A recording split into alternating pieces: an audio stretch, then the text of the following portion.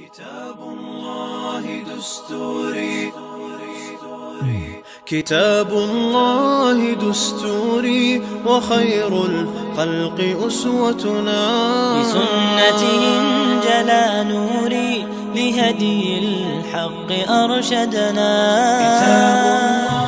ونعوذ بالله من شرور أنفسنا ومن سيئات أعمالنا من يهده الله فلا مضل له ومن يضلل فلا هادي له ونشهد أن لا إله إلا الله وحده لا شريك له ونشهد أن سيدنا وسندنا ونبينا وإمامنا وقدوتنا ومولانا محمدا عبده ورسوله أرسله الله تعالى بالحق بشيرا ونذيرا بين يدي الساعة من يطع الله ورسوله فقد رشد ومن يعصهما فإنه لا يضر إلا نفسه صلى الله تعالى عليه وعلى آله وأصحابه أزواجه وسلم تسليما كثيرا أما بعد فقد التي هي أقوم ويبشر المؤمنين الذين يعملون الصالحات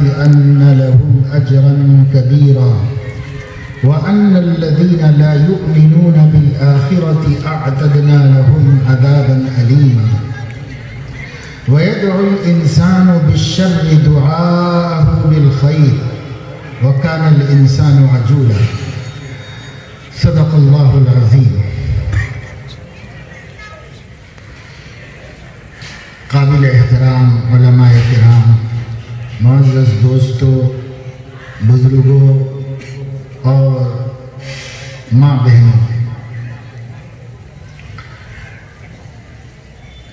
ادارہ امداد العلوم کی اس سرزمین پر اس وقت میں یہ مبارک، منور، معطر اور مسرور محفل کا انعقاد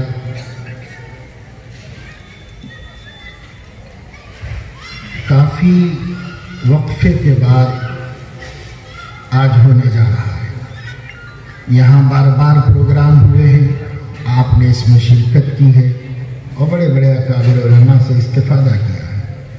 آپ جانتے ہیں کہ ہم قریب 1 سال سے ایک سخت قسم کی آسمانی آزمائش کے اندر مبتلا ہیں اور ایک وبا کے نام پر سارے عالم کے اندر حیرت، وحشت، ہیبت اور پریشانی برپا کی گئی ہے اور اس کے اثر سے متاثر ہو کر پوری انسانیت کراہ رہی ہے۔ حکومتوں کی چولیں ڈھیلی پڑی، بڑے بڑے بادشاہ سرنگوں ہوئے، اچھے اچھے فرعونوں کو اپنی اوقات سمجھ میں آئی۔ اللہ تبارک و تعالی شانہ جب بندوں کو کسی آزمائش میں مبتلا کرتے ہیں تو انجام سے بے پرواہ ہو کر مبتلا کرتے ہیں۔ قرآن میں اللہ تعالیٰ نے فرمایا، میں نے پچھلی قوموں کو ہلاک و برباد کر دیا اور اس کی کوئی پرواہ بھی نہیں کی کہ کیا ہوا، اس لیے کہ اللہ کو کیا پرواہ ہے جو غنی عن العالمین ہے، سارے جہانوں سے بے نیاز ہے۔ لیکن اس کائنات میں اللہ تعالیٰ کی یہ آزمائشیں اپنے بندوں کی ہدایت کے واسطے ہوتی ہیں، اپنے بندوں کی خیر خواہی میں ہوتی ہیں۔ ہمیں کتنی ہی ناگوار کیوں نہ ہو یہ صورتحال اور ہم اس سے کتنے ہی متاثر اور پریشان کیوں نہ ہو گئے ہوں، لیکن یہ ہمیں پریشان کرنے کے لیے نہیں آئی ہے۔ یہ صورتحال ہمیں خواب غفلت سے بیدار کرنے کے لیے، یہ صورتحال ہماری بے پرواہی کو، بے حسی کو، غفلت کو، کاہلی کو ختم کرنے کے لیے آیا۔ اللہ وہ ذات ہے جو خیر میں سے شر کو پیدا کرتا ہے اور شر میں سے خیر کو پیدا کرتا ہے۔ ایک خیر امن و امان کا تھا، اس امن کے اطمینان کی خیر میں سے اللہ نے اس بے اطمینانی اور بے چینی کے شر کو وجود بخشا ہے۔ جس کو اس پہ قدرت ہے اس کو اس پر بھی قدرت ہے کہ اب اس بے چینی، ماہماری اور پریشانی میں سے خیر کو وجود میں لائے اور اس میں سے امن، اطمینان، عزت اور سربلندی کی نعمت عطا فرماتے۔ اللہ کو اس پر بھی قدرت تھی، اللہ کو اس پر بھی قدرت تھی۔ اور اگر ہم نہیں سمجھے اور ہماری حالت میں کوئی تبدیلی نہیں آئی تو اس سے بدتر شر کو وجود میں لانے پر اللہ تعالیٰ قدرت رکھتا ہے۔ ان احسنتم احسنتم لانفسکم وان اسأتم فلہا، اگر تم اچھے کام کرو گے، اچھی زندگی گزارو گے تو یاد رکھو میرے اوپر احسان نہیں کرو گے، اپنی ہی نفس کے لیے وہ اچھائی کرو گے۔ اور اگر تم بری زندگی گزارو گے، نافرمانی اور بے وفائی کی زندگی گزارو گے تو میرا کچھ نہیں بگاڑو گے، اپنے ہی اوپر اس کا وبال لوگے اور اپنے ہی کو نقصان پہنچو گے۔ وَإِنْ أَسَأْتُمْ فَلَا،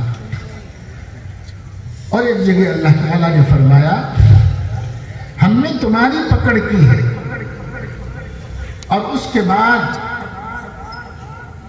تم کو اب سنبھلنے کا موقع دیا ہے، اگر تم سنبھل گئے تو ہم بھی باز آ جائیں گے اور ہم بھی تمہاری پکڑ سے رک جائیں گے۔ وَإِنْ عُدْتُمْ عُدْنَا، اگر تم پھر گناہوں کی طرف لوٹو گے تو پھر ہم پکڑ کی طرف لوٹیں گے۔ یہ اللہ کا اعلان ہے۔ وَإِنْ عُدْتُمْ عُدْنَا، اگر تم پلٹو گے گناہوں کی طرف ہم بھی پلٹیں گے تمہاری پکڑ کی طرف۔ چھوڑا نہیں جائے گا، آزمایا جائے گا۔ اس لیے اس دنیا میں ان حالات سے ہمیں سبق لینا چاہیے۔ ایک برس گزر گیا، مسجدیں معطل ہوئی، مدارس بند ہو گئے، جلسے ختم ہو گئے، مسلمانوں کا اجتماع، 2 عیدیں گزری، ان عیدوں میں مسلمانوں کی مسرتیں اور خوشیاں پامال کر دی گئیں۔ دنیا کو کیا ہوا دنیا جانے، لیکن جو ہمارا نقصان ہوا وہ ہماری آنکھوں کے سامنے۔ ہر قوم کو اپنا احتساب کر لینا چاہیے۔ ہم ایک قوم ہیں، ہمیں اپنا احتساب کر لینا چاہیے۔ ہمارا بڑا نقصان ہوا، ہماری دینی سرگرمیاں متاثر ہوئی، ہمارے بچے دن رات جو مدرسوں کی چہار دیواری میں قال اللہ قال الرسول کرتے تھے، وہ معصوم جو رات میں اٹھ کر فجر کی نماز سے پہلے سے قرآن کریم کی تلاوت کرتے تھے اور اس کی وجہ سے بستیاں خدا تعالیٰ کے غضب سے محفوظ تھی، اللہ نے اس نعمت کو چھین لیا۔ ہمارے مدرسے ویران پڑ گئے، مساجد ویران ہو گئی، مسجدیں تو مسجدیں، ام المساجد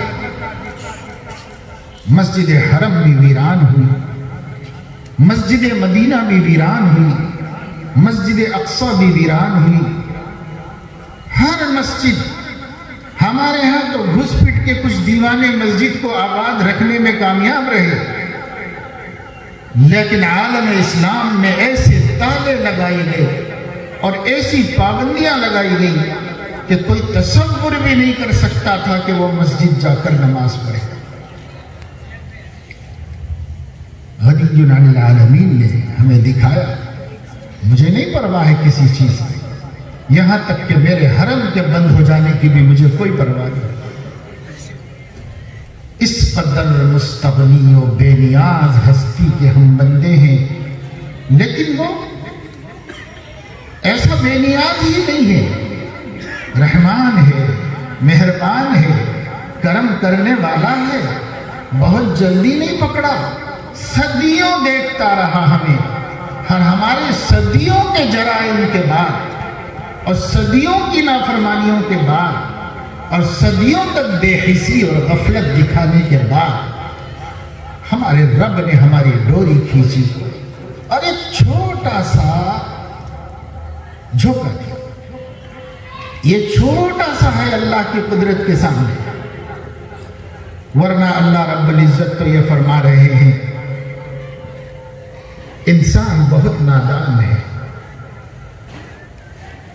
وَيَدْعُ الْإِنسَانُ بِالشَّرِّ دُعَاءَهُ بِالْخَيْرِ. انسان اللہ سے اس کے عذاب کی دعا مانگ رہا ہے. ایسے مانگ رہا ہے جیسے اس کی مہربانی مانگنی چاہیے. دعاءَهُ بِالْخَيْرِ، جیسے انسان اللہ سے خیر مانگتا ہے اور مانگنا چاہیے، اس طرح شر مانگ رہا ہے. یہ انسان کا حال تھا جو اللہ نے قرآن میں نازل فرمایا. اور پھر دوسری جگہ فرمایا وَلَوْ يُعَجِّلُ اللَّهُ لِلنَّاسِ الشَّرَّ اسْتِعْجَالَهُمْ بِالْخَيْرِ لَقُضِيَ إِلَيْهِمْ أَجَلُهُمْ وَفِي قِرَاءَةٍ لَقَضَىٰ إِلَيْهِمْ أَجَلَهُمْ. اللہ تعالیٰ فرما رہے ہیں جیسے میرے بندے عذاب کی جلدی کر رہے ہیں، ایسی جلدی جو ثواب کی کرنی چاہیے اس طرح عذاب کی جلدی کر رہے ہیں، میں بھی ان کی طرح جلد بازی سے کام لوں تو لَقْضِيَ إِلَيْهِمْ أَجَلُهُمْ، میں ان کی اینٹ سے اینٹ بجا دوں گا، ان کا قصہ ہی پاک کر دوں گا. قصہ ہی پاک ایک جھلک ہے جس میں اللہ نے بڑوں کو توڑ کے رکھ دیا ہے. کہو میں کو، چھوٹے بڑے کو، امیر غریب کو، پڑھے لکھے جاہل کو، حاکم اور رعایا کو، کسی کو نہیں، سب کو اللہ نے اس کے اندر مبتلا کر دیا. کس چیز میں؟ ایسی حقیر، اتنی چھوٹی کہ وہ کسی دوربین کے بغیر دیکھی بھی نہیں جا سکتی. اگر حکومتیں اس کی تصویریں میڈیا پر، الیکٹرانک میڈیا پر، پرنٹ میڈیا پر، سوشل میڈیا پر اگر اس کی تصویریں نہ آئی ہوتی تو اس دنیا کے اربوں انسانوں میں سے کسی نے اس کو دیکھا بھی نہ ہوتا. وہ تو فوٹوز پھیلا دیے گئے ایک گول پھول کی شکل میں، اب بتایا گیا کہ صاحب یہ ہے کورونا. اب وہ دیکھنے میں بہت خوبصورت اور رنگین شاندار کوئی تتلی ہو، ایسی اس کی تصویر چلائی گئی. اللہ عالم، باقی وہ اگر ہے اسے کسی نے نہیں دیکھا. جو مبتلا ہوا پازیٹیو اس نے بھی نہیں دیکھا، اور جو نیگیٹو ہے اس نے بھی نہیں دیکھا. جس نے تیمارداری کی اس نے بھی نہیں دیکھا، اور جو خود مر گیا اس نے بھی نہیں دیکھا. کسی نے بھی نہیں دیکھا. اللہ نے بتایا ایک اندیکھی طاقت کے ذریعے سے میں تم لوگوں کو ایسی آفت میں مبتلا کر سکتا ہوں جس کو کوئی دیکھے تو نہیں مگر مان کرے. اب پھر اس کے بعد بھی کم سے کم بے ایمان کو سمجھ میں آ جائے کہ ہم کہہ رہے ہیں جب اللہ دکھائی نہیں دیتا تو ہم کیسے مان لیں اس کو، اور جب آپ کو کورونا دکھائی ہی نہیں دیا تو آپ نے کیسے مان لیا کہ کورونا؟ آپ کے چہروں پہ ماسک کیوں ہے؟ آپ سینیٹائزر سے ہاتھ کیوں صاف کر رہے ہیں؟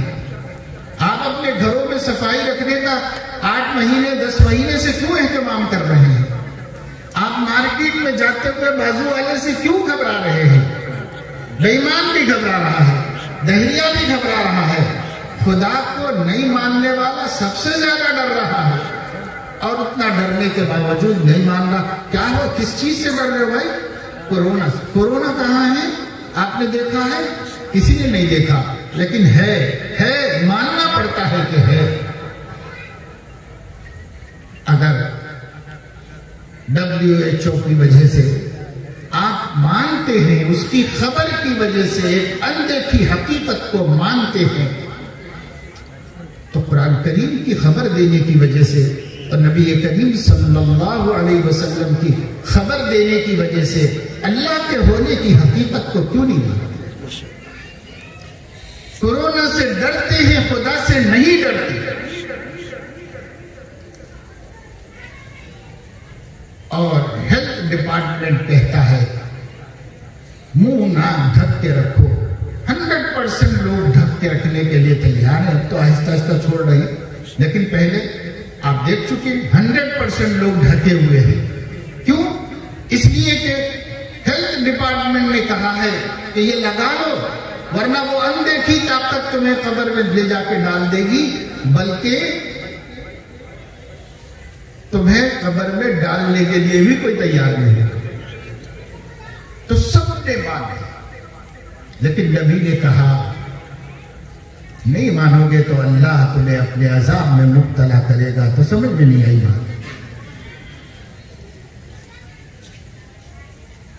اور ہمیں ہدایت ملی کہ صاحب ہاتھ رگڑتے رہو، دھوتے رہو، تو دکانوں میں وہ سینیٹائزر ملنا ہی مشکل ہو گیا، اتنی مانگ ہو گئی، جاؤ دکان ڈھونڈ ڈھونڈ کے پریشان ہو کے آتے رہے لوگ، اور مال آتا رہا بکتا رہا، آتا رہا بکتا رہا، کیونکہ وہ لوگوں کو کسی نے خبر دی ہے کہ اگر یہ نہیں لگاؤ گے تو کورونا مسلط ہو جائے گا، پازیٹو ہو جائے گا۔ لیکن قرآن کی خبر کبھی ہم نے ایسی تصدیق نہیں کی، حدیثوں کی خبر کی کبھی ہم نے ایسی تصدیق نہیں کی۔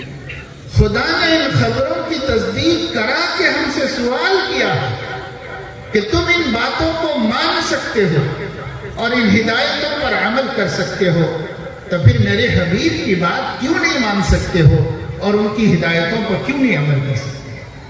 آج ہماری کوئی بہن پردہ کرنے کو تیار نہیں۔ نبی نے کہا زمانے میں فساد آ جائے گا، خاندان برباد ہو جائیں گے، عزتیں لٹ جائیں گی، بیٹیاں غیر لڑکوں کے بستر بن جائیں گے۔ کہتے رہو نبی کے کہنے سے کیا ہوتا ہے؟ ہم نے نہیں مانا، ہم برابر بے حیائی کر رہے ہیں، ہم برابر بے حجابی کر رہے ہیں، ہماری بیٹیاں نت نئے فیشنوں کے ساتھ بازاروں میں گھوم رہی ہیں، شادیوں میں، تقریبات میں ہمارا اختلاف، کوئی پردہ نہیں، کوئی حجاب نہیں۔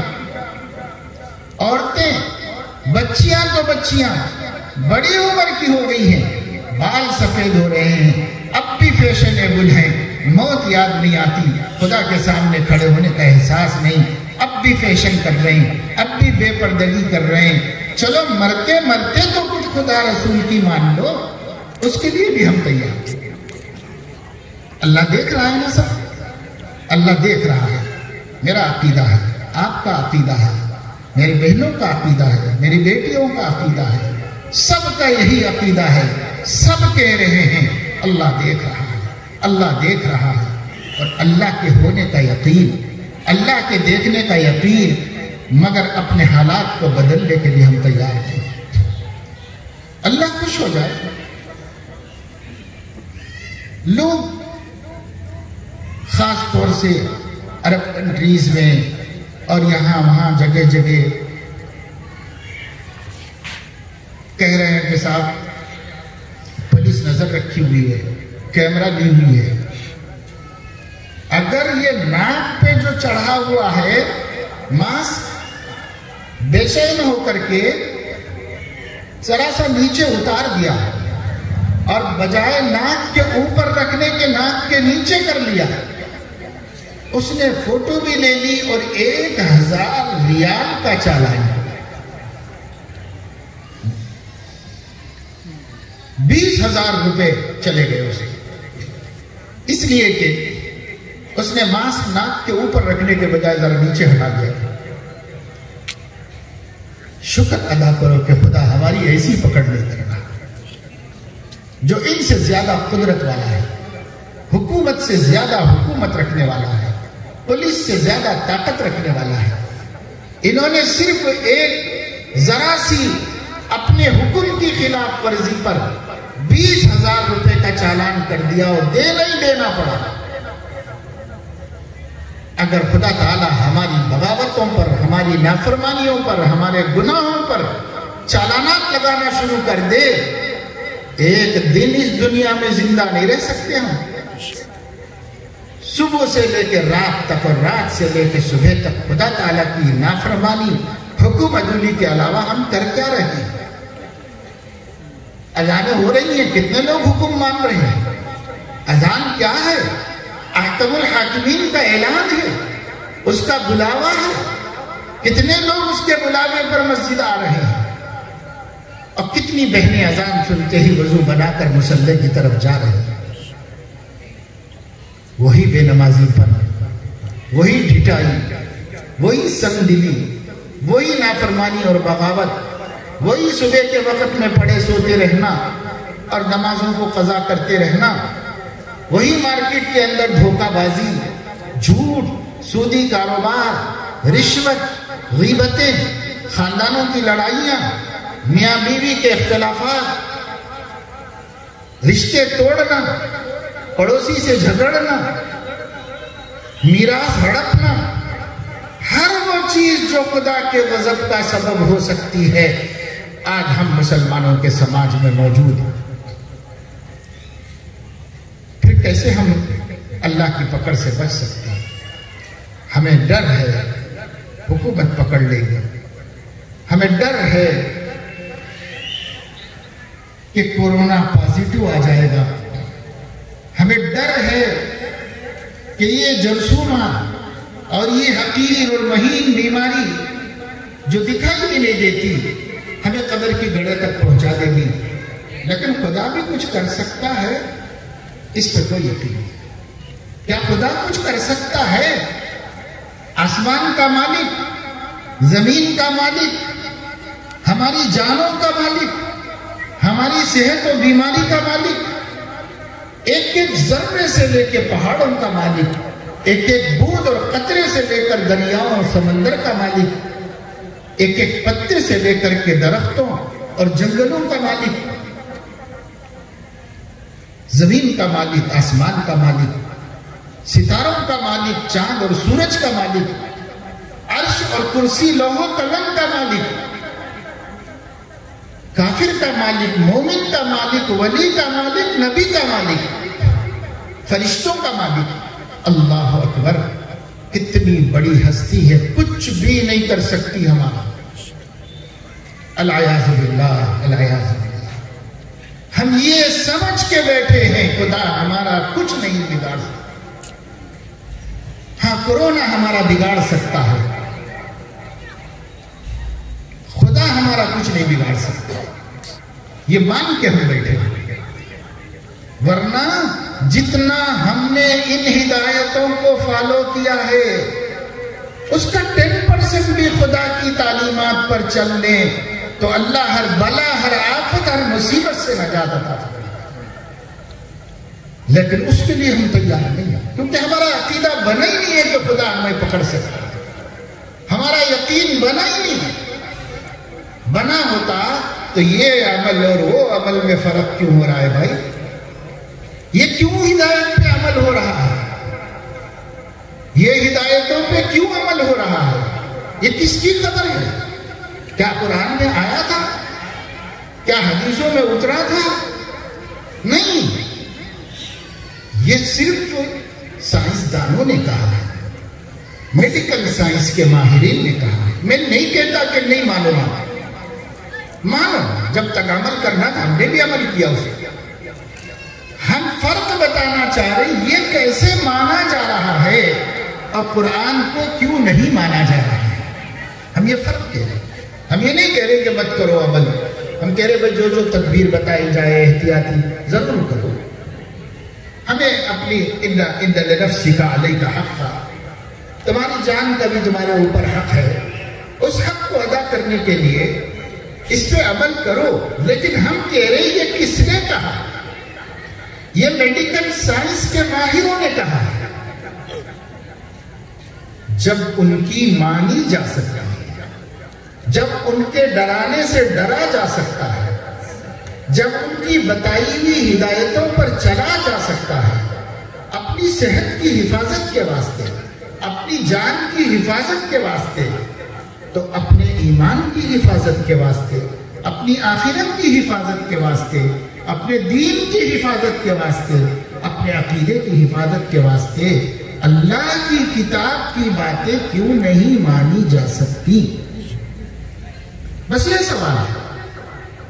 اس کی میں نفی نہیں کر رہا ہوں کہ یہ نہیں کرو، یہ مت کرو، عمل مت کرو، یہ نہیں کہہ رہا ہوں میں۔ یہ کرو بھائی، جو جتنا اپنی حفاظت کر لے بہت اچھی بات ہے۔ ہم اس کا انکار نہیں کر رہے، ہم کہہ رہے اللہ بتا رہا ہے، ذرا اس میں غور کرو۔ ایک دن خدا کو منہ دکھانا ہے، ایک دن خدا کے سامنے کھڑے ہونا ہے، تب اللہ پوچھے گا اس کی مانی گئی میری کیوں نہیں مانی گئی، پوچھے گا اللہ۔ آپ کہتے ہیں کہ صاحب آپ کو لیو نہیں منظور ہوئی، تو آپ کہتے ہیں فلاں کل پرسوں فلاں صاحب کی آپ نے منظور کی، میری کیوں نہیں منظور کرتی؟ آپ کی اگر FIR درج نہیں ہوتی، آپ کہہ رہے ہیں کہ صاحب اس کی ہے، آپ نے میری کیوں نہیں کرتے؟ اللہ کی پوچھے گا کس کس کی تم مانے ہو، سب کو اللہ جتائے گا۔ کس کس کی مانتے تھے، کس کس کے حکموں پہ چلتے تھے، سب دکھائے گا۔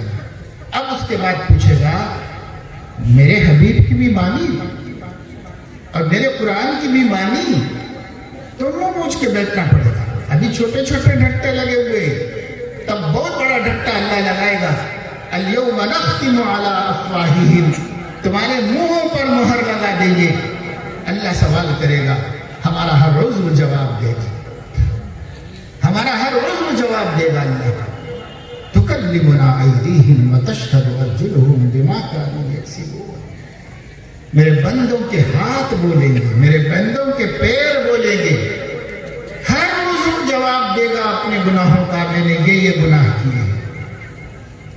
اللہ دیکھ رہا ہے میرے عزیزوں، میرے دوستوں، میرے بھائیوں، میرے بہنوں، بیٹیوں، اللہ دیکھ رہا ہے، تمہارے گھر کے اندھیرے میں بھی دیکھ رہا ہے، اللہ تعالیٰ دن کے اجالے میں بھی دیکھ رہا ہے۔ تم باہر نکل کے نافرمانی کرو، آسمان کی آنکھ تمہیں دیکھ رہی ہے، تم گھر میں چھپ کے نافرمانی کرو، زمین میں دھنس کے نافرمانی کرو، اللہ کی آنکھ سے باہر نہیں جا سکتا۔ سب دیکھ رہا ہے، وہی دیکھ رہا ہے جس نے آنکھ دی ہے۔ ہماری بدنگاہیوں کو، بے پردگیوں کو وہی دیکھ رہا ہے جس نے ہمارے دیدے میں روشنی دی ہے۔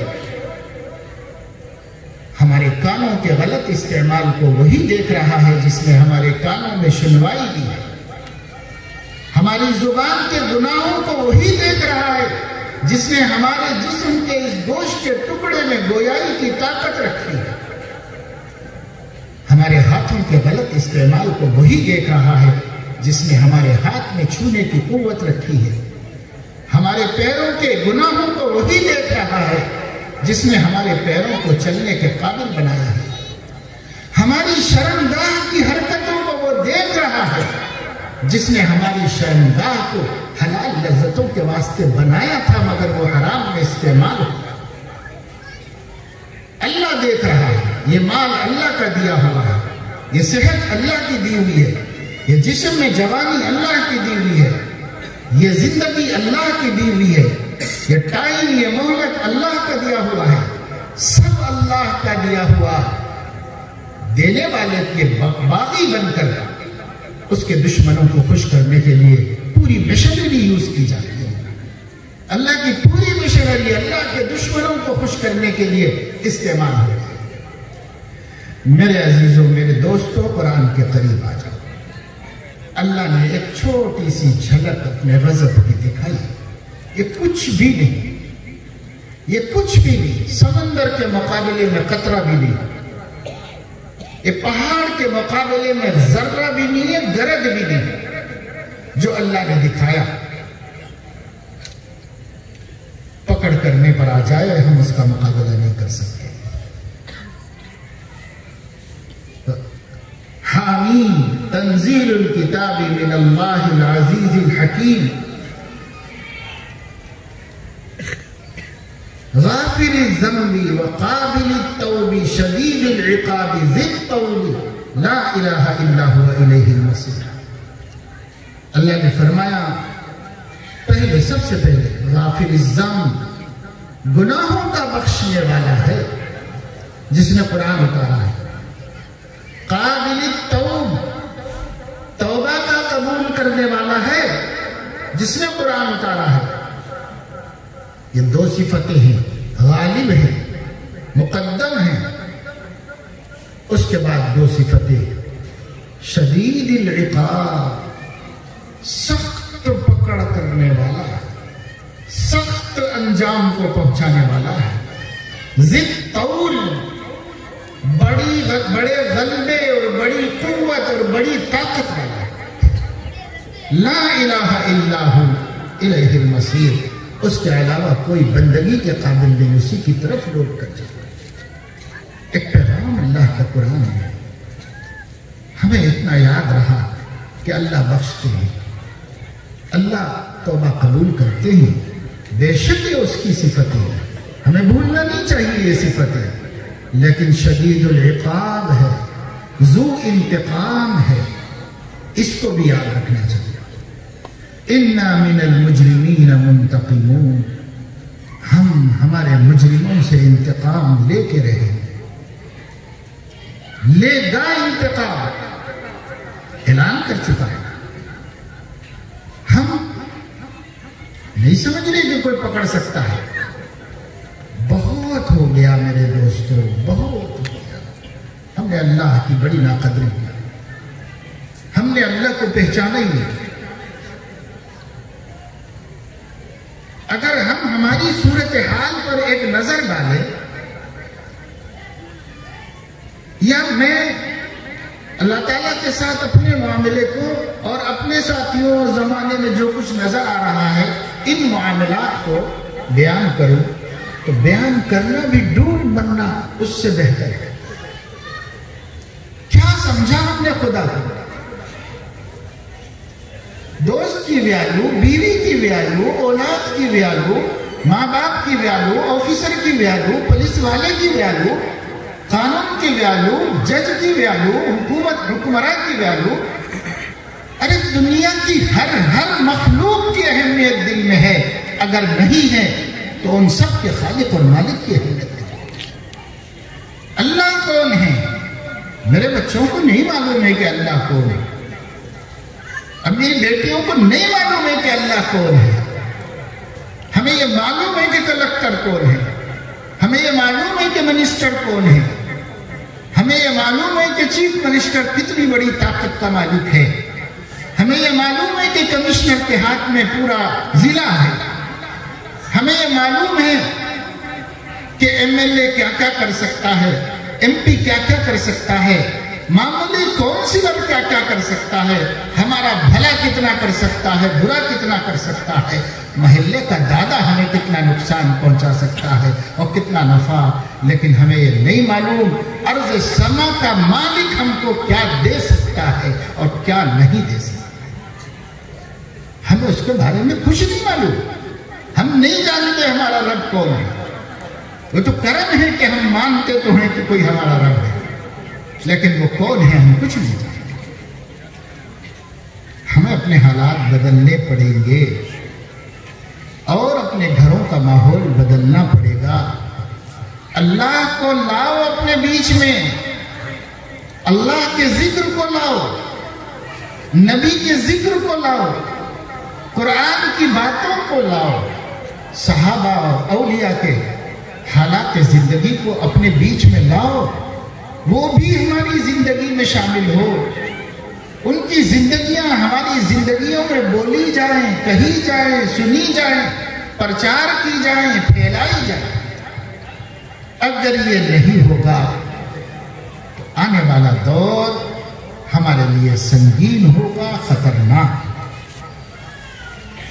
ابھی سے تیاری نہیں کی تو مقابلہ نہیں کر سکتے، اور تیاری کرنے کے لیے ہمارے پاس کوئی حکومت نہیں، ہمارے پاس کوئی طاقت نہیں۔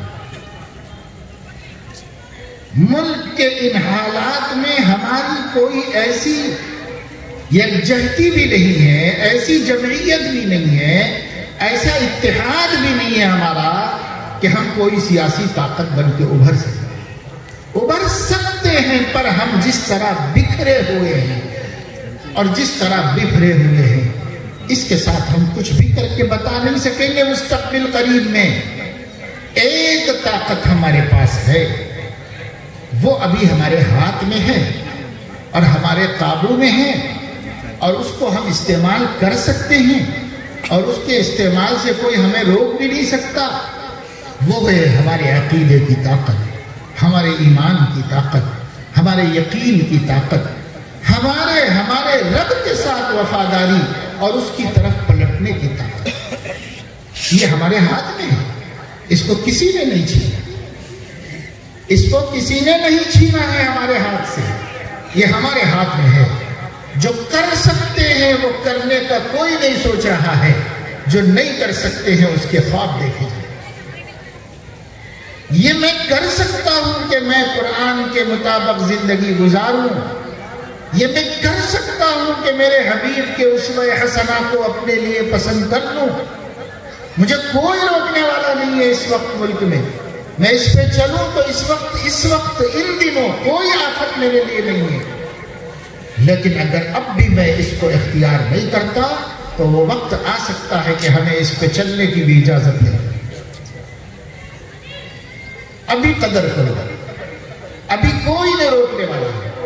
آپ کے گھر کے دروازے کے اندر اللہ کی کتاب حکمرانی کر رہی ہو اور آپ کے گھر کے در و دیوار نبی کی سنتوں کے نور سے منور ہو، کوئی روکنے والا نہیں ہے، خدا کی قسم کوئی روکنے والا نہیں۔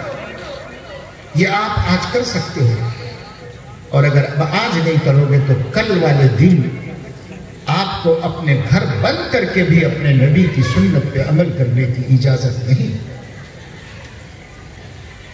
دنیا اس راستے پہ چل رہی ہے، دنیا اس کی طرف آگے بڑھ رہی ہے۔ ہم جو کچھ اب تک کہتے تھے، ارے یہ سب باتیں ہی چھوڑو، ہم میاں بھائی ہیں، ہم کو کون مٹا سکتا ہے، آپ ہر قدم پر دیکھ رہے ہو کہ وہ کیا رہا ہے، آپ کو ہتھیار ڈالنا پڑ رہا ہے، آپ کو ہر بات قبول کرنا پڑ رہا ہے۔ تو آخر اس کے بعد بھی کیا ہم اپنا سب سے بڑا اسلحہ نہیں اٹھائیں گے؟ وہ ہمارا اسلحہ کیا ہے؟ اس کو کوئی آنکھ دیکھ نہیں سکتی، کوئی آنکھ دیکھ نہیں سکتی، لیکن وہ ہے طاقت، اتنی بڑی طاقت کہ بم، ایٹم بم اس کے سامنے فیل ہو گئے۔ وہ طاقت ہے اپنے رب کے وجود کا یقین اور اس کی ذات عالی پر اعتماد اور اس کی قدرتوں اور قوتوں پر توکل اور اس کا 100% ایک طاقت ہے۔ ایک بزرگ گزرے ہیں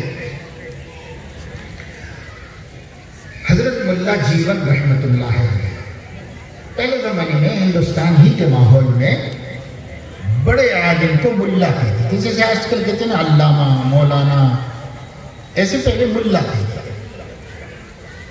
ملا اب آج کے زمانے میں ایک حقیر لفظ ہو گیا، لیکن آج سے 100 سال پہلے اسی ہندوستان میں بڑے بڑے علماء کو ملا کہا تھا۔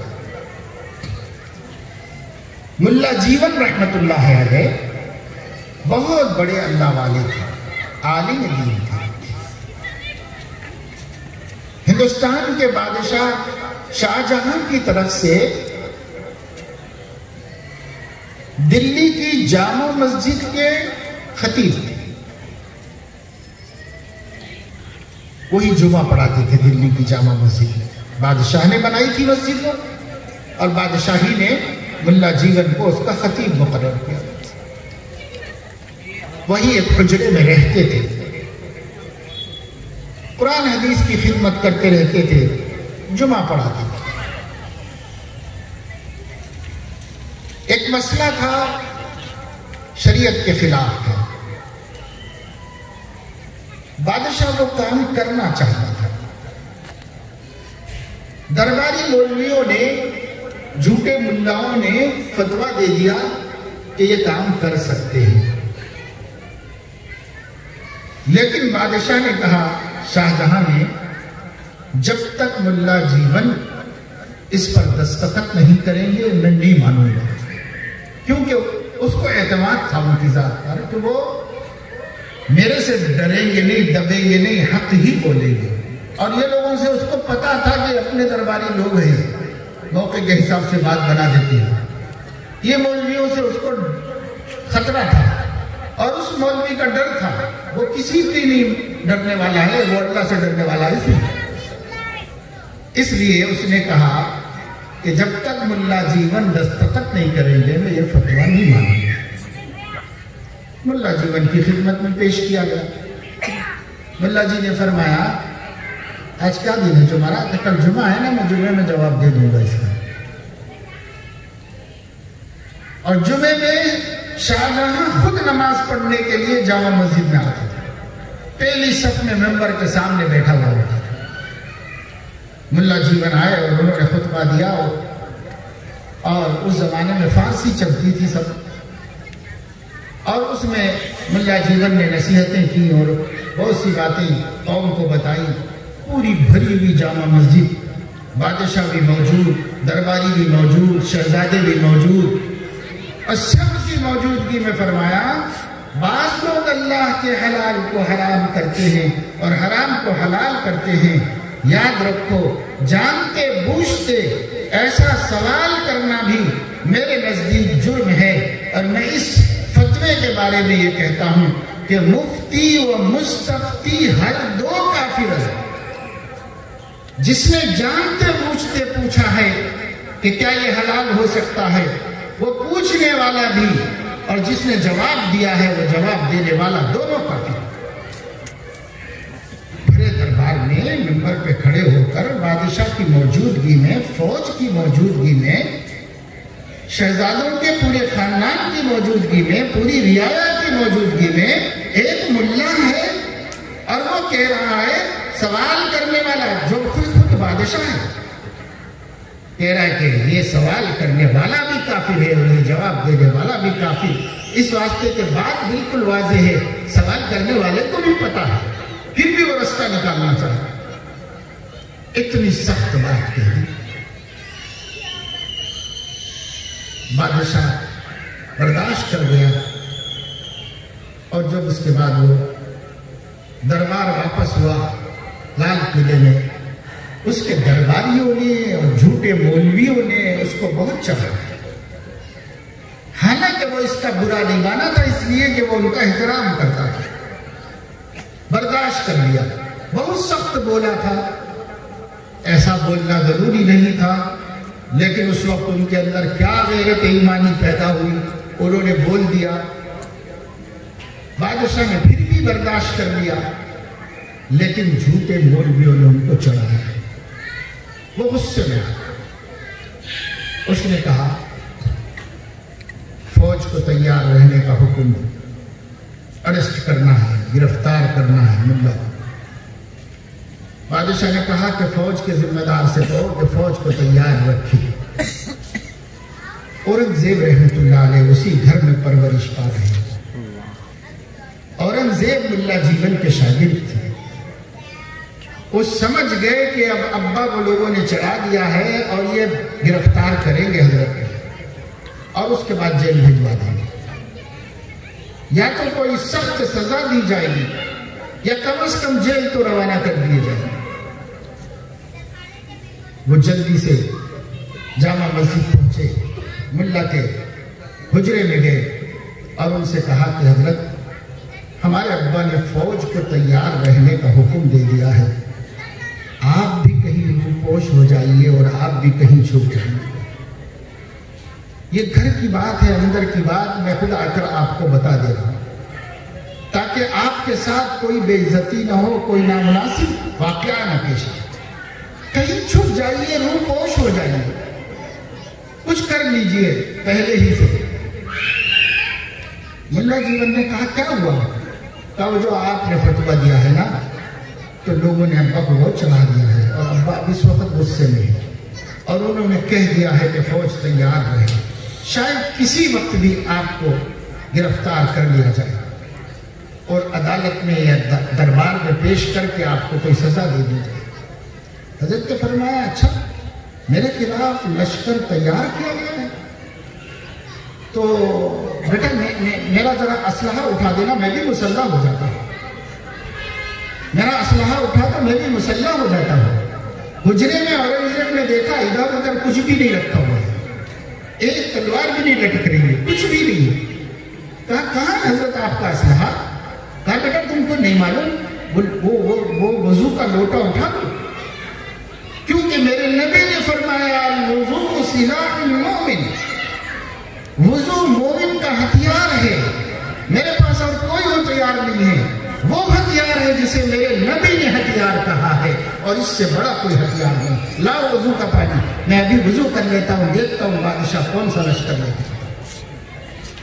میرے اسلحہ سے بڑا اسلحہ کس کے پاس ہے؟ انہوں نے پانی تو بھر کے رکھ دیا وہاں پر، سیدھے گھر پہنچے. ابا کے ہاتھ جوڑے، ابا کوئی اقدام مت کرو، ان کے پاس جو اسلحہ ہے آپ مقابلہ نہیں کر سکتے، آپ ہار جائیں گے، وہ جیت جائیں گے، کیونکہ وہ نبی کی خبروں پہ یقین رکھے ہوئے ہیں.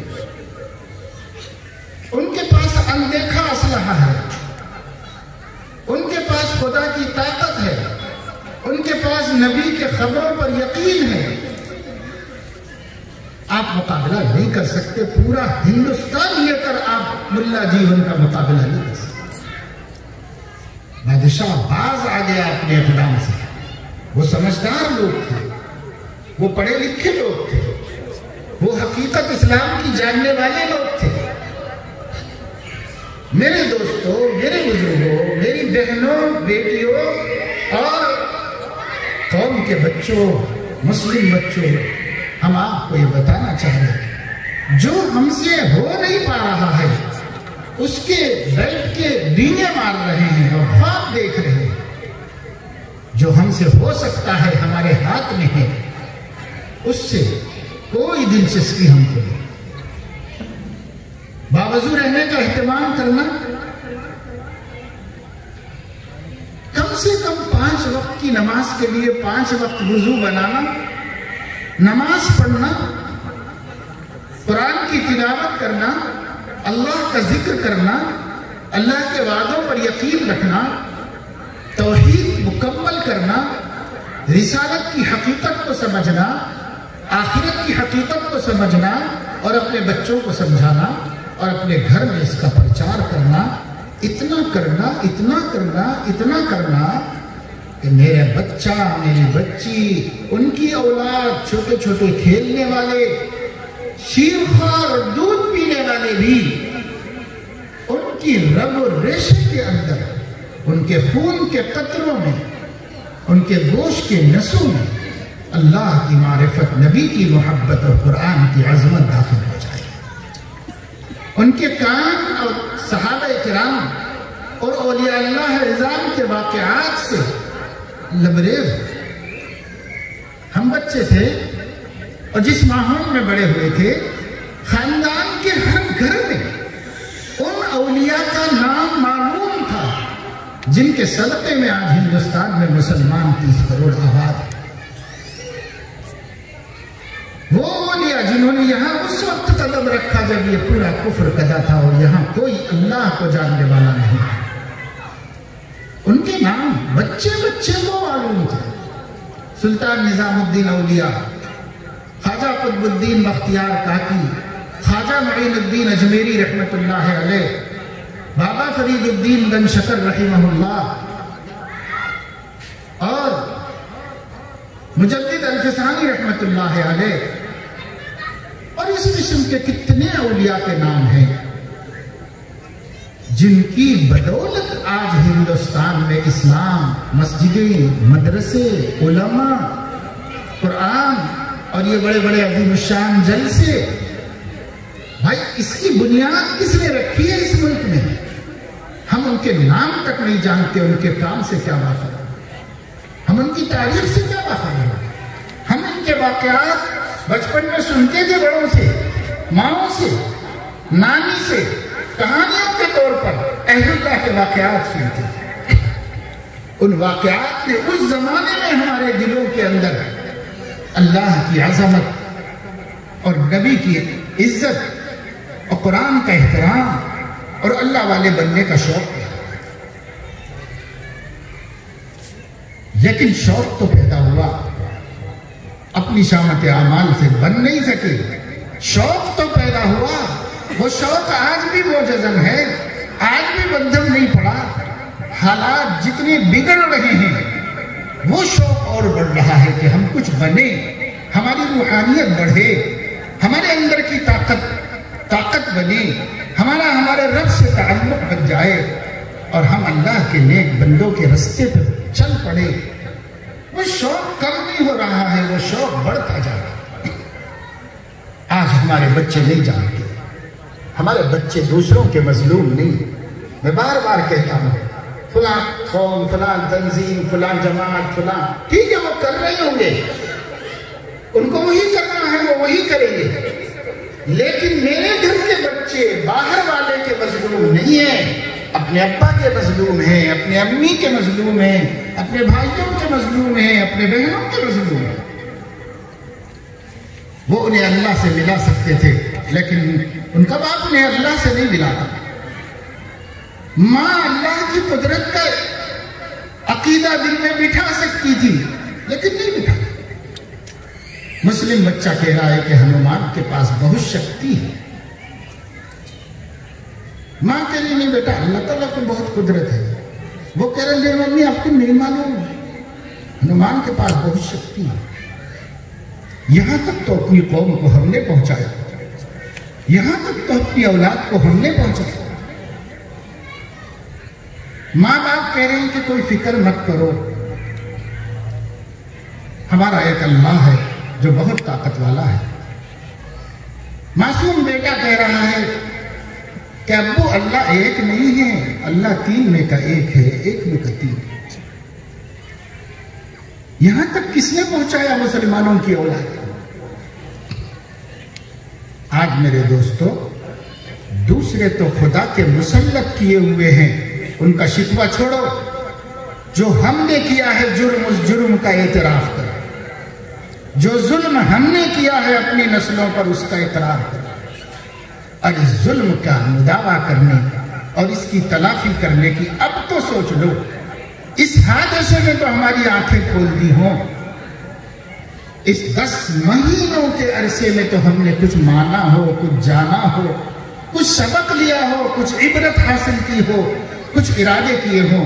اگر کیے ہوں تو خدا تعالیٰ کی یہ پکڑ ہمارے حق میں سراسر رحمت ہے۔ ہم سنبھل گئے، اللہ سنبھالنا ہی چاہتا تھا، ہم سنبھل گئے تو کام بن گیا۔ یہاں سے بدلنا ہے، یہاں سے گھروں کے ماحول کو بدلنا ہے، یہاں سے قرآن کی تعلیم، قرآن کی عظمت، قرآن کی فہم پیدا کرنا ہے۔ یہاں سے 3 چیزوں کا تذکرہ بکثرت کرنا ہے۔ پہلے بڑوں کو علماء سے سمجھنا ہے، پھر اپنے گھروں میں اس کا چرچا کرنا ہے۔ عقیدہ توحید، عقیدہ رسالت اور عقیدہ آخرت، 3 عقیدے مجموعی طور پر۔ لا الہ الا اللہ کا کیا مطلب ہے، اس مطلب کو اس کی تفصیل سے سمجھ لیں۔ کہنے کے تو ہم کہہ رہے ہیں اللہ کے علاوہ کوئی عبادت کے لائق نہیں، ترجمہ بھی یاد ہے، بعض اسکولوں میں انگلش میں بھی ٹرانسلیشن یاد کرا دیا گیا ہے، لیکن بھائی اس کے کچھ تقاضے ہیں، اس کو تھوڑا علماء سے سمجھ لینا۔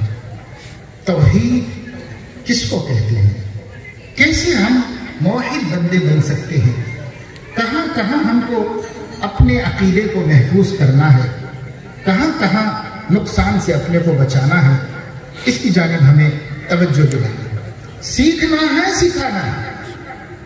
ابھی ہم کہہ رہے علماء کو مکاتب قائم کرو، قوم کے بچوں کو سکھاؤ، لیکن یاد رکھیے ان پہ ڈیپینڈ کر کے ہم رہیں گے تو یہ کام ہونے والا نہیں ہے۔ ہر باپ اپنی اولاد کے لیے، ہر گھر والا اپنے گھر کے لیے کام شروع کرے، خود ہی کو کرنا ہے، خود سیکھنا، جا کے علماء کی منت کرو، خوشامد کرو، لے کے بیٹھو مسجد میں، اور کہو کہ مولانا صاحب مجھے 3 عقیدے اچھی طرح سمجھا دیجئے، مجھے اپنی اولاد کو سمجھانا ہے، مجھے اپنے گھر میں اس کا ماحول بنانا ہے، مجھے خود اس پہ جینا ہے، اس پہ مرنا ہے۔ بتا دیجئے عقیدہ توحید کی حقیقت کیا ہے، عقیدہ رسالت کی حقیقت کیا ہے، عقید آخرت کی حقیقت ہے۔ انشاءاللہ یہ 3 باتیں میں سمجھ گیا اور میں نے اپنے گھر والوں کو سمجھا دیا اور میں نے دونوں نے مل کر میاں بیوی نے بچوں کو سمجھا دیا، انشاءاللہ اس گھر پہ آنچ نہیں آئے گی۔ اس گھر کو کوئی بڑے سے بڑا حاسد ظالم اور بڑے سے بڑا دشمن دین سے نہیں پھیر سکے گا۔ دنیا لٹ جائے چھن جائے مگر ہم دین سے پھریں گے نہیں انشاءاللہ۔ اگر عقیدہ بن جائے، اس پہ محنت ہو جائے، کچھ دن محنت کرے، بہت جلدی ایک ایسا نظام اس ملک میں آنے جا رہا ہے جس کی تیاریاں ہو گئی اور ہو رہی ہیں۔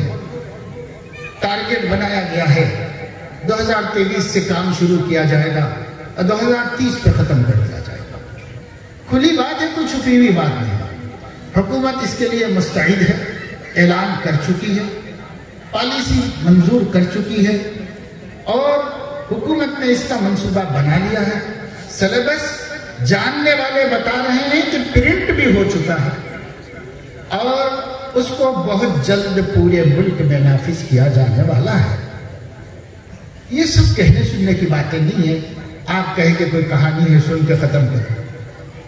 ایک کام ہے، ایک مملکت کر رہی ہے، ہماری حکومت کر رہی ہے، سنجیدگی سے کر رہی ہے، پورے حوصلے اور عزم اور ارادے سے کر رہی ہے اور اس کا ماننا یہ ہے کہ ہم اچھا کر رہے ہیں اور سب کے لیے اچھا اور بھلا ہی کر رہے ہیں۔ اس لیے جس کو وہ بھلا سمجھتے ہیں اس سے وہ قدم پیچھے ہٹانے والے نہیں ہیں۔ اور وہ کتنا بھلا ہے کتنا برا ہے یہ ایک ٹاپک ہے جو الگ سے سوچنے کا ہے، سنجیدگی سے غور کرنے کا ہے۔ اس میں کوئی بھی کام ہو اس میں اچھائیاں بھی ہوتی ہیں، خرابیاں بھی ہوتی ہیں، کچھ کمزوریاں ہوتی ہیں، کچھ خوبیاں ہوتی ہیں۔ وہ بیٹھ کے سوچنے کا ہے قوم کے دانشوروں کی اور وہ ایک مستقل موضوع ہے۔ لیکن میں آپ کو، عوام کو، پبلک کو صرف ایک بات بتانا چاہوں ہوں اس کے حوالے سے، وہ یہ ہے کہ یہ ہو جائے گا کام اور بہت جلد ہو جائے گا۔ جس چیز کو ہم یہ سمجھ رہے ہیں ابھی دیکھا جائے گا وہ ایسا نہیں ہے، ایسی غفلت میں ہم کو نہیں رہنا چاہیے، یہ ہوگا۔ اس لیے جب ہماری حکومت نے ہمارے قوم کے بچوں کے لیے اچھا سمجھا ہے تو وہ یہ نیو ایجوکیشن پالیسی لا کر رہے گی اور وہ اپنی پوری تیاریوں کے ساتھ ریڈی ہے۔ آج ہو سکتا ہے ابھی تو سال ختم ہونے جا رہا ہے، نئے تعلیمی سال میں وہ کیا کریں گے یا 1 سال میں کر لیں گے یا کچھ بھی ہو، اس کو ملک میں نافذ کرنے کا ٹارگٹ 2030 ہے۔ اس وقت تک یہ پورے ہندوستان کا نظام تعلیم ہوگا، ایجوکیشن سسٹم ہوگا اور یہ پورا نصاب تعلیم ہوگا، یعنی سلیبس ہوگا، پورے ہندوستان کا ہوگا۔ کوئی علاقہ، کوئی ریاست، کوئی ضلع، کوئی قصبہ، ان کا کہنا یہ ہے کہ ہم نے ملک کے 2.5 لاکھ منڈلوں کی ضرورت کے مطابق تیاری کی ہے اور ہر جگہ وہ اس کو نافذ کریں گے۔ اس کی اچھائیوں سے ہمیں کوئی اختلاف نہیں، کیوں کریں ہم اختلاف، لیکن اس سے ہماری قوم کو جو خطرہ ہے وہ خطرہ یہ ہے کہ اس میں بھارتیہ کلچر کے نام پر جو کلچر دیا گیا ہے وہ آپ کے عقیدہ توحید کو نقصان پہنچائے گا۔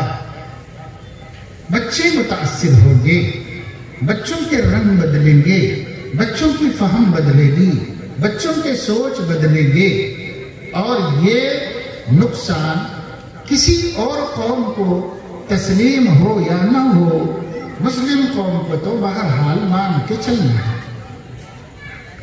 آپ مجبور ہیں، آپ اپنے بچوں کو جاہل نہیں رکھ سکتے، آپ اپنا اسکول نہیں کھول سکتے۔ اگر آپ اسکول کھولیں گے اس میں بھی وہی سسٹم چلانا ہوگا اور وہی سلیبس پڑھانا ہوگا، تو پھر اب آپ اپنے بچے کو جاہل بھی نہیں رکھ سکتے۔ آپ کو پڑھانا ہے اور پڑھانا ہی ہے، کوئی راستہ بھی نہیں ہے، تو آپ کو متبادل ڈھونڈنا پڑے گا۔ وہ بھی کرو، پڑھاؤ، لیکن اس کی جو خوبی ہے وہ لے لو اور اس کی جو خرابی ہے اس سے میرا بچہ کیسے بچ جائے، میری بچی کیسے بچ جائے، اس کے لیے ایمان اور یقین کی طاقت کا گھروں میں ہونا ضروری ہے، گھروں میں اسلام کا ماحول ہونا ضروری ہے، گھروں کے اندر رسول کا تذکرہ ہونا ضروری ہے، گھروں میں قرآن کریم کا پڑھنا پڑھانا ضروری ہے، قرآن میں توحید کے عقیدے گھروں میں اس کا تذکرہ ہونا ضروری ہے، رسالت کے عقیدے کا تذکرہ اور محمد عربی صلی اللہ علیہ وسلم کا تعارف اتنا ہو جانا کہ بچہ اس کے برخلاف کوئی بات کو اس کا ضمیر قبول نہ کر سکے، اتنا ان کے دلوں میں بٹھا دینا۔ اس کے لیے ایک دن، 2 دن، 5 دن، ہفتہ، 10 دن میں مسئلہ حل ہونے والا نہیں، مہینوں برسوں کرنے کے بعد یہ صورتحال حاصل ہو سکتی ہے۔ جب یہ شکتی ہمیں حاصل ہوگی، ہر شکتی کا ہم مقابلہ کر سکتے ہیں۔ یہ ہمارا حق ہے، اس ملک کا آئین ہمیں یہ حق دیتا ہے۔ اپنا عقیدہ، اپنی تہذیب کی حفاظت کرنے کا اس ملک کا آئین نے ہمیں حق دیا ہے۔ اب تک ہم اس حق کے ساتھ حقدار ہیں، اس لیے اس کو بولنے سے گھبرائیے مت، اس کو سننے سے ڈریے مت۔ اب تک تو ہے الحمدللہ، اس ملک کا آئین اب بھی وہی ہے جو 70-75 برس پہلے پاس ہوا تھا، وہی آئین ہے جس کو بھارت کا آئین کہا جاتا ہے۔ یہی دستور آج بھی اس ملک کا دستور ہے، اور اس میں ہمیں یہ حق دیا گیا ہے، ہم اپنے عقیدے کا تحفظ پوری آزادی سے کر سکتے ہیں۔ یہ بنیادی حق ہے، بنیادی حق نہ پارلیمنٹ میں چیلنج کیا جا سکتا ہے، نہ بنیادی حق کو عدالت میں چیلنج کیا جا سکتا ہے۔ یہ بنیادی حق ہے ملک کے شہریوں کا، ہم اپنے عقیدے کی حفاظت خود کر سکتے ہیں، حکومت اس میں مداخلت نہیں کرے۔ اور ہمارا عقیدہ کیا ہے؟ جو سب سے پہلا پتھر ہے بنیاد کا، وہ توحید کا عقیدہ، پھر رسالت، پھر آخرت۔ یہ 3 عقیدوں سے ہمارا دین بنا ہے۔ چھوٹی چھوٹی بہت باتیں ہوتی ہیں، لیکن میں بنیادی 3 باتیں بتا ہوں۔ اس کو سمجھنا، اس کو سمجھانا، اس پہ جینا، اس پر اپنے بچوں کی تربیت کرنا، اس کا اپنے گھروں کا ماحول بنا لینا، جہاں اپنی چلتی ہے وہاں تک کرنا۔ میری ذات پہ میری چلتی ہے، میرے گھر میں میری چلتی ہے، یہاں تک تو اللہ کے دین کو نافذ کرنا۔ آگے اللہ مالک ہے، جو ہوگا دیکھا جائے گا۔ اللہ نے ہمیں ہماری طاقت سے زیادہ کا مکلف نہیں بنایا، لیکن میرے دوستو، اب تک جس غفلت کے ساتھ ہم جیے ہیں، اب تک اپنے عقیدوں سے جو ہم نے لاپرواہی اور ظلم کا معاملہ کیا ہے، اب تک خدا کی کتاب ہمارے گھر میں ہمارے ستم کا نشانہ بن رہی ہے، اور اب تک ہمارا محبوب نبی خود ہماری زندگی میں اجنبی اور ناشنا ہو گیا ہے۔ اگر اس طریقے کا یہی حال رہے گا، خدا کو کوئی پرواہ نہیں۔ قرآن میں بار بار کہا، میں کسی وادی میں ہلاک کر دوں گا، اور مجھے ڈر نہیں ہے کہ کیا نقصان ہوا ہے، مجھے کوئی ڈر نہیں ہے، مجھے کوئی پرواہ نہیں۔ ایسے بڑے خدا کو کیا پرواہ ہے؟ لیکن وہ کریم ہے، رحیم ہے، مہربان ہے، مہلت دے رہا ہے۔ وہ یہ فرما رہا ہے، لوگ بعض اتنے سنگ دل ہو گئے ہیں کہ وہ اپنی زبانوں سے بھی میرا عذاب مانگ رہے ہیں، عمل سے تو کر ہی رہے ہیں، زبان سے بھی مانگ رہے ہیں، لیکن میں جلدی کروں تو وہ کہیں کے نہیں رہیں گے، اس لیے میں جلدی نہیں کر رہا ہوں، میں ان کو مہلت دے رہا ہوں، ڈھیل دے رہا ہوں۔ اللہ کی اس ڈھیل کا فائدہ اٹھانا ہے، بڑی ذمہ داری ہے میرے دوستو۔ ہمیں ایسے بن جانا ہے کہ جو دوسری قومیں ہیں وہ ہم سے سبق حاصل کرے، اور ہمارے دین کو دیکھ کر اس دین کی حرص اور اس کی طمع ان کے دلوں میں پیدا ہو۔ ایسے ہمیں بننا ہے اور بن کے دکھانا ہے۔ یہ مایوس ہونے کا وقت نہیں، حوصلے بڑھانے کا وقت ہے، ہمتیں بنانے کا وقت ہے، کام کرنے کا وقت ہے۔ میں آپ کو مایوس کرنے کے لیے کوئی بات نہیں کر رہا، میں تو کہہ رہا ہوں کہ جب کہا گیا ان الناس قد جمعوا لكم فاخشوهم، تو مومنین کا کیا حال تھا؟ فزادهم ایمانا وقالوا حسبنا اللہ ونعم الوکیل۔ ہمیں کتنا بھی ڈرایا جائے، ہمیں کتنی بھی دھمکیاں دی جائیں، ہم اس کی حقیقت میں تو غور کریں، سمجھیں، سوچیں، لیکن میرے دوستو ڈریں نہیں، پست ہمت نہ ہو، حوصلے چھوٹے نہ کریں، مایوسیوں کو قریب آنے نہ دیں، مثبت سوچیں، منفی نہ سوچیں، اور کچھ کرنے کے کام ہوتے ہیں وہ کریں، اور جہاں تک ہمارا دائرہ اختیار ہے وہاں تک کوئی کوتاہی نہ کریں۔ آگے اللہ کے ذمہ ہے، السعی منا والاتمام من اللہ، وہ اگر ہمیں تھام لیں گے تو پوری دنیا مل کے کچھ نہیں کر سکے گی۔ اس لیے اللہ کے تھامنے سے پہلے ہمیں اپنے اختیار والا کر لینا ہے۔ ہم اپنی قدرت استعمال کر لیں گے، اللہ اپنی قدرت شروع کر دے گا اس کے آگے سے۔ ہم اپنی مشیت کو استعمال کر لیں گے، آگے اللہ اپنی مشیت کو جوڑ دے گا اس کے اندر، لیکن پہلے ہمیں کرنا ہے، پھر اللہ کی مدد آئے گی۔ اللہ تعالیٰ اپنے فضل و کرم سے ہمیں توفیق عمل نصیب فرمائے، اور ہمارے اس جڑنے کو، بیٹھنے کو، اور کہنے سننے کو، اور ان بچوں کے ختم قرآن کو ہماری اس بستی کے اندر ایک بڑے صاحب نسبت، اللہ والے، اللہ سے تعلق رکھنے والے، اللہ کے پیارے کی آنے کو اور ان کی زیارت کو اس پوری بستی کے لیے خیر و برکت کا سبب بنائے، اور اللہ تعالی ہمارے حوصلوں کو، ہمت کو بڑھائے، اور اللہ رب العزت ہمیں اپنی طاقت والے کام کو کرنے کی توفیق عطا فرمائے۔ جب تک ہم اپنی طاقت کا کام نہیں کریں گے، جو کر سکتے ہیں وہ نہیں کریں گے، تب تک اللہ کی مدد نہیں آئے گی۔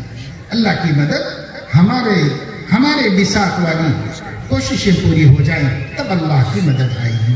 اس لیے اس کی طرف توجہ دے۔ میں مبارکبادی دیتا ہوں ہمارے عزیز محترم مولانا مفتی جلال الدین صاحب کو کہ انہوں نے اتنے بڑے شہر کے مجمع کو اور ہماری اس سے بھی کہیں زیادہ بہنوں کو، بیٹیوں کو جوڑا ہے، اور ہمیں ان کے سامنے کچھ پیغام رکھنے کا موقع دیا ہے۔ اور یہاں اس مدرسے میں اس دوران میں جو بچے قرآن مجید کا حفظ مکمل کیے ہیں، اس مبارک موقع پر ان لوگوں کا ختم قرآن بھی رکھا ہے، اور اس میں ان کے چھوٹے بیٹے بھی ہیں ماشاءاللہ، ابھی جنہوں نے ہمارے سامنے ایک مناجات پڑھی تھی حضرت مولانا تقی عثمانی صاحب دامت برکاتہم کی، یہ ان کے چھوٹے بیٹے، ان کا بھی ختم قرآن ہے اور دوسرے طلباء کا بھی ہے۔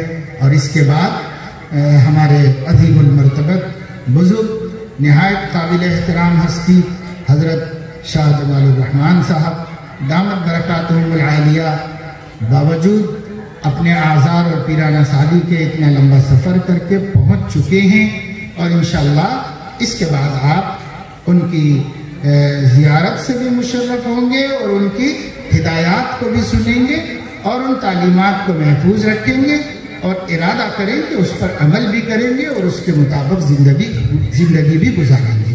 اللہ تعالیٰ توفیق عمل نصیب فرمائیں۔ اور کیا آپ سب لوگ ارادہ کرتے ہیں کہ ہم ان باتوں پر عمل کریں گے؟ انشاءاللہ۔ بس یہ ارادہ اس لیے کرا لیا جاتا ہے کہ اللہ کو رحم آ جاتا ہے ہمارے انشاءاللہ کو۔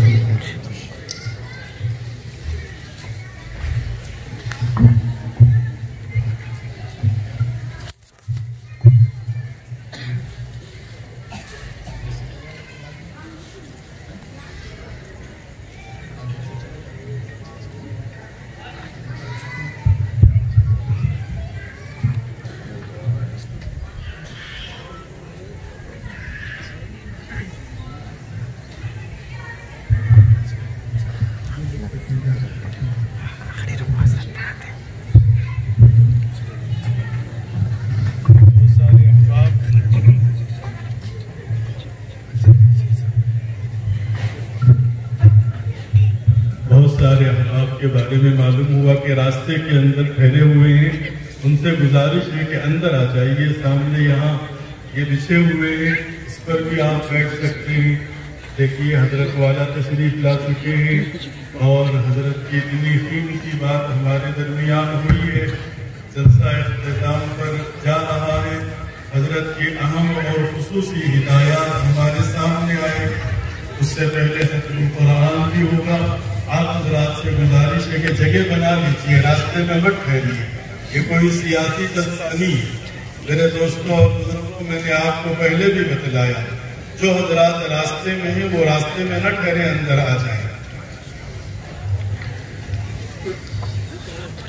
ہمارے یہاں مدارس میں یہ طریقہ ہے کہ طالب علم قرآن مجید اسباق ایک ایک کر کے استاد سے مکمل کرتے ہیں.